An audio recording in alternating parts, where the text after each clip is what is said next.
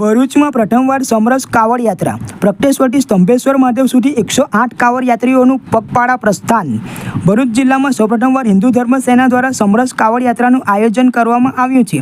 અખિલ ભારતીય સંત સમિતિની પ્રેરણાથી યોજાયેલી આ યાત્રામાં 108થી વધુ કાવડ યાત્રીઓએ શ્રાવણ માસના પાવન અવસર પર ભાગ લીધો છે। ભરૂચના ડભોયાવાડ ખાતે આવેલા પ્રસિદ્ધ પ્રગટેશ્વર મહાદેવ મંદિરથી સંતો, મહંતો અને આગેવાનોના હસ્તે યાત્રાને ઝંડી બતાવી પ્રસ્થાન કરાવાયું હતું। 7 ઓગસ્ટે જાડેશ્વરના નીલકંઠેશ્વર ઘાટ પરથી નર્મદા નદીનું પાવન જળ ભરી કાવડ પ્રગટેશ્વર મહાદેવ મંદિરે સ્થાપિત કરવામાં આવ્યું હતું। આજ રોજ સવારે યાત્રા ભરૂચના ડભોયાવાડ પ્રગટેશ્વર મહાદેવ મંદિરથી પ્રારંભ કરી હતી। જંબુસર ખાતેના સ્વરાજ ભવનમાં રાત્રિ રોકાણ કરવામાં આવશે। આવતીકાલે સવારે યાત્રા પગપાળા પ્રસ્થાન કરી કાવી કંબોઈને ઐતિહાસિક સ્તંભેશ્વર મહાદેવ મંદિર સુધી પહોંચશે। ત્યાં પાવન નર્મદા જળથી ભગવાન મહાદેવનું રુદ્રાભિષેક કરી દર્શન અને પૂજા અર્ચના કરવામાં આવશે। યાત્રા દરમિયાન સુરક્ષા માટે પોલીસ બંદોબસ્ત ગોઠવાયો હતો। કાવડ યાત્રીઓ માટે રાત્રે રિફ્લેક્ટરવાળા જેકેટ અને હાથમાં રેડિયમ બેલ્ટની વ્યવસ્થા કરવામાં આવી છે। 24 સ્વયંસેવકોની ટીમ યાત્રા માર્ગ પર સેવા માટે તૈનાત રહી છે। તબીબી સુરક્ષા માટે ડોક્ટર, દવાઓ, એમ્બ્યુલન્સ તથા ફળફળાદીનો પુરવઠો ઉપલબ્ધ કરાયો છે। યાત્રા માર્ગમાં અનેક સ્થળોએ ભક્તો દ્વારા યાત્રાનું સ્વાગત કરવામાં આવ્યું છે। આ યાત્રાનો મુખ્ય ઉદ્દેશ્ય ભક્તોને આધ્યાત્મિક આનંદ આપવો, સમાજમાં શાંતિ અને એકતા પ્રસ્થાપિત કરવી તથા ભક્તિભાવ અને સંસ્કૃતિ સાથે જોડાણ વધારવાનો છે। યાત્રામાં અખિલ ભારતીય સંત સમિતિ ગુજરાત પ્રદેશ આયોજક અરવિંદભાઈ બ્રહ્મભટ્ટ, ગુજરાત રાજ્ય મહામંત્રી રામચંદ્ર દાસજી, ભરૂચ જિલ્લા પ્રમુખ ગંગાદાસ બાપુ સહિત અનેક આગેવાનો ઉપસ્થિત રહ્યા છે।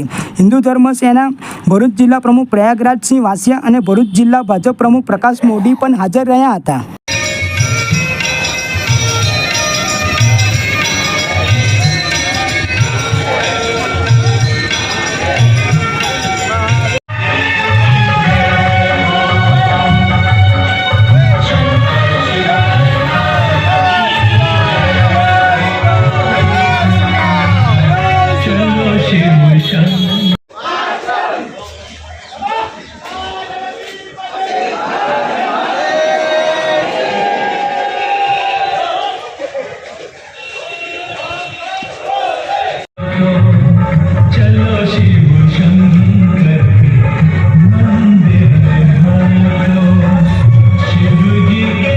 આજરોજ પ્રગટેશ્વર મહાદેવ આલી ભરૂચ મુકામેથી કાવડ યાત્રા નીકળી રહી છે અને ભારતીય સંસ્કૃતિ, સનાતન સંસ્કૃતિના પ્રચાર પ્રસાર અર્થે સમગ્ર દેશભરમાં કાવડ યાત્રા આ શ્રાવણના પવિત્ર માસમાં કાઢવામાં આવે છે અને એ જ પ્રમાણે ભરૂચમાંથી પણ આજે આ પ્રગટેશ્વર મહાદેવથી યાત્રા નીકળી રહી છે।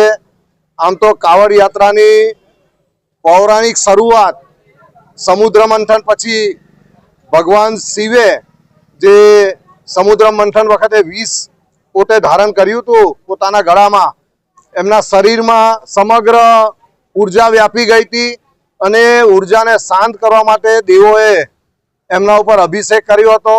ત્યાર પછી રાવણ કે જે શિવનો ભક્ત હતો એમને કાવડ યાત્રા કરી અને બાગપત પુરા મહાદેવના મંદિરમાં શિવાલય પર જલાભિષેક કર્યો। એ પછી ભગવાન પરશુરામ કે જેમને પણ બાગપત પુરા મહાદેવના શિવાલયમાં જળાભિષેક કર્યો અને ત્યારથી આ કાવડ યાત્રા સમગ્ર દેશભરમાં અનેક રાજ્યોમાં થઈ રહી છે અને આજે અહીંથી શુભ શરૂઆત છે અને જંબુસર કાવી કંબોઈ મુકામે સ્તંભેશ્વર મહાદેવના મંદિરે આવતીકાલે એની પૂર્ણાહુતિ થશે। ચંદ્રદાસજી મહારાજ અખિલ ભારતીય સંત સમિતિ ગુજરાત રાજ્યના મહામંત્રીની જવાબદારી છે। આજે મને ગર્વ છે કે હિન્દુ ધર્મ સેના અને અખિલ ભારતીય સંત સમિતિ દ્વારા આ પ્રગટેશ્વર મહાદેવની જીર્ણોદ્ધાર થઈ છેલ્લા 3 વર્ષથી સમરસતા કાવડ યાત્રા અહીંથી નીકળી રહી છે। આજે કાવડ યાત્રામાં પોતાના જાતને સામેલ થઈને એક ખુશી અને લાગણી અનુભવ કરું છું અને તમામ હિન્દુ ધર્મ સેનાના કાર્યકર્તાઓને આ શુભ અભિનંદન પણ પાઠવું છું કે જેઓના પ્રયત્નથી આ પ્રગટેશ્વર મહાદેવની નવનિર્માણ થઈ। હિન્દુ ધર્મ સેનાનું અભિયાન જ છે કે જે ઉપર આવા મંદિરો છે એ મંદિરોને પુનઃસ્થાપન કરવી અને પુનઃ પૂજા કરવી અને સંત સમિતિના આશીર્વાદથી આ કામ કરવી। મને આજે ભરૂચ જિલ્લામાં આ કામ જોઈને ગુજરાતના તમામ સંતોના હિન્દુ ધર્મ સેના છે એ પણ આમાંથી એક પ્રેરણા લેશે એવું અપેક્ષા પણ રાખું છું. આજે આજનું કાવડ યાત્રા આજે શ્રાવણ મહિનો પવિત્ર શ્રાવણ મહિનો પણ ચાલી રહી છે. આજે અહીંથી નીકળનારી જે કાવડ યાત્રા છે એ સ્તંભેશ્વર મહાદેવ સુધી પહોંચે છે પગપાલા કરતા કરતા, અને સમરસતા સમાજનું હિન્દુ સમાજનો પ્રત્યેક વર્ગ આ કાવડ યાત્રામાં સામેલ થાય અને સનાતન ધર્મની ધ્વજા લહેરાવે આ એક મુખ્ય ઉદ્દેશ છે.